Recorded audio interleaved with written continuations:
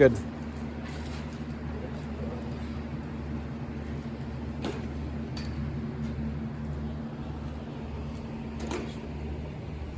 Have you ever had a headache lasting for weeks on end and had to lie in a dark room with no light or sound because of a concussion? I think that high school rules need to change to allow for better head gear for catchers to protect against concussions. The catcher is the #1 leader on your team, and if your catcher gets hurt, it hurts your whole team. I have had many concussions and all were using a hockey-style mask. I have researched how hockey-style masks cause more concussions than two-piece masks do. I've also looked at the statistics on what two-piece masks protect more against concussions.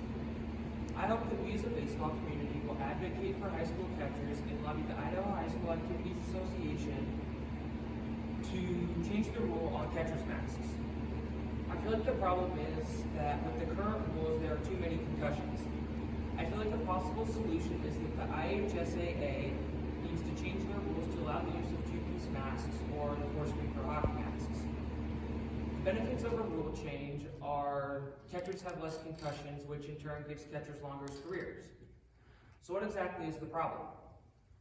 High school rules need to change to allow more concussion-friendly solutions such as two-piece masks or the four-sprinkler hockey masks. I had to stop catching because the IHSAA did not allow two-piece masks, which are the masks that I didn't get concussions with. This is the mask that the IHSAA is allowing, and as you can see right here, the cage is connected to the helmet with bolts, which doesn't allow for a lot of movement of the mask, which puts more force on the head. According to the IHSAA Rule 1, Section 5, Article 4, the catcher's helmet and mask combination shall meet the NOC-SAE standard at the time of manufacturing. Any helmet or helmet and mask combination shall have full ear protection, aka dual ear flaps. A throat protector, which is either part of or attached to the catcher's mask, is mandatory. Both the two-piece and Force 3 Pro mask meet the NOC-SAE standards, but the two-piece mask does not meet the IHSAA requirements. Mike Matheny states, "After my playing career was ended by concussions, I made it a mission to help people understand the importance of taking every precaution when it comes to protecting the brain in sports activities. This is where Force 3 has stepped in with more protection, helping to move the great game of baseball forward." Now, let's look at some solutions. I am advocating for the IHSAA to make a rule change to allow the use of two-piece masks or the Force 3 Pro hockey masks. This is the Force 3 Pro mask, and as you can see here, the cage is connected to the helmet with springs, which allows for more movement of the mask, which takes more force off of the head when it is hit. Kettering University conducted an experiment on the frontal impact of hockey-style and two-piece masks and found that the two-piece masks support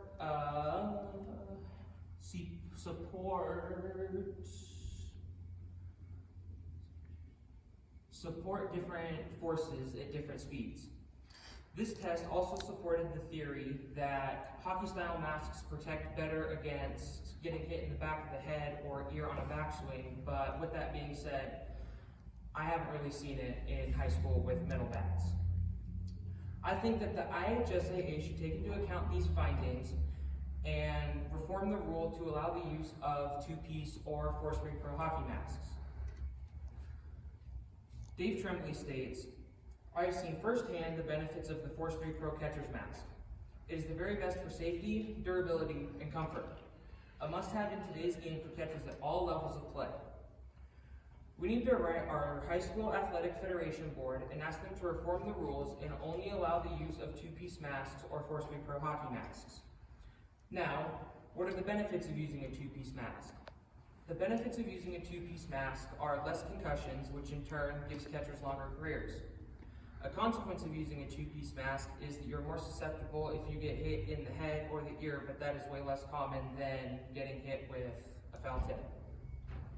In an interview with ESPN, Mike Matheny states, "I walk into a room and forget why I went in there. I forgot things I've never forgotten before. I've lost my wallet and phone, I can't tell you how many times. Sometimes I shake my head and laugh at myself. There's nothing I can do about it. You can be out a considerable amount of time if you have a bad concussion. The long-term effects of concussions are depression, memory issues, concentration issues, irritability, and other psychological problems. Gregory Harlock, MD and neurosurgeon at the University of Utah, states, "At some level, concussions result in a brain injury, so we're certainly worried about the cumulative effects of concussions.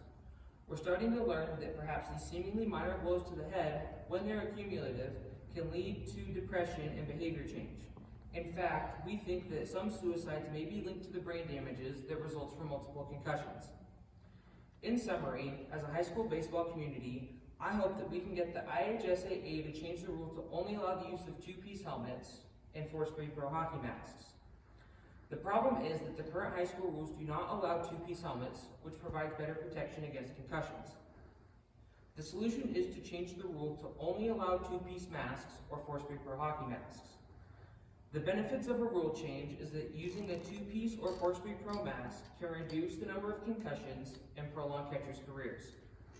After listening to my speech, I hope that you help give the catchers the protection that they need to stay safe, and write our local Idaho High School Activities Association and ask them to reform the rules to only allow two-piece helmets or mandate force-free pro helmets. Thank you.